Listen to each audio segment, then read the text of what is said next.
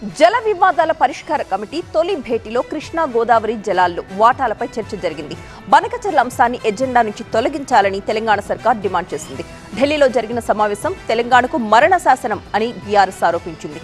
కృష్ణా నీళ్ల విషయంలో రాజీ పడే ప్రసక్తే లేదని మంత్రి ఉత్తమ్ కౌంటర్ ఇచ్చారు.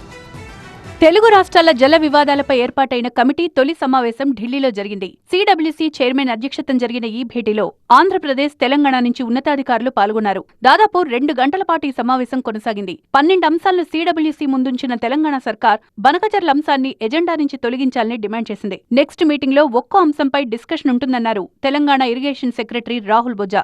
ఎజెండా సెట్ చేయడానికి ఫస్ట్ మీటింగ్ అయింది.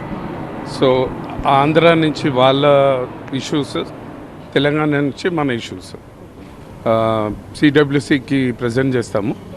చేసిన తర్వాత నెక్స్ట్ మీటింగ్లో ఒక్కొక్క అంశం మీద డిస్కషన్ నడుస్తుంది. ఢిల్లీలో జరిగిన సమావేశం తెలంగాణకు మరణ శాసనమని బీఆర్ఎస్ ఆరోపణలు చేస్తోంది.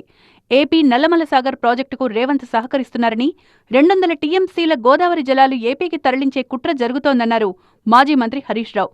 తెలంగాణ నీటి హక్కులు ఏపీకి కట్టబెడితే చూస్తూ ఊరుకోమన్నారు. నల్లమల సాగర్కు జెండా ఊపుతావా? ఇంత నీళ్లు గోదావరి నీళ్లు దారదత్తం చేస్తావా? మేం చూస్తూ ఊరుకోం. తెలంగాణకు అన్యాయం జరుగుతుంటే గర్జిస్తాం, ప్రశ్నిస్తాం.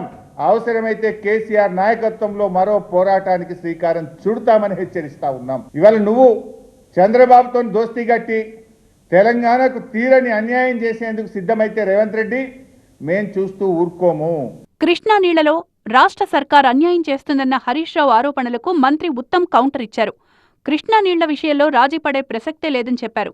నల్లమల సాగర్ ఎజెండాలో పెట్టొద్దని ఢిల్లీ మీటింగ్ లో క్లియర్ గా చెప్పామన్నారు ఉత్తమ్. సెంట్రల్ వాటర్ కమిషన్ నుంచి ఈ పోలవరం నల్లమల సాగర్ విషయంలో ఆంధ్రప్రదేశ్ కి డిపిఆర్ కి అనుమతి ఇవ్వలేదు. Pre feasibility report, preliminary report కూడా సెంట్రల్ వాటర్ కమిషన్ రాసింది. ప్రాజెక్ట్ కి అనుమతి ఇవ్వలేదు.